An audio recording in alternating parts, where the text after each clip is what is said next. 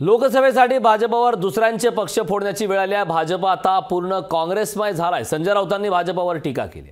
मोठ्या पक्षांना संपवण्याचं काम सुरू आहे असं राऊतांनी म्हटलंय। 2024च्या निवडणुकीत कोण कोणावर भारी पडेल हे समजेल असं या दरम्यान ठाकरे गटाचे खासदार संजय राऊतांनी म्हटलेलं आहे।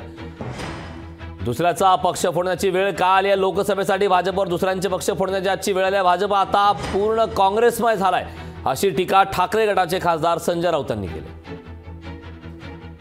2024 नंतर मुळात तुमचा पक्ष भाजप राहिला नसून पूर्ण काँग्रेसमय झालेला पक्ष आहे।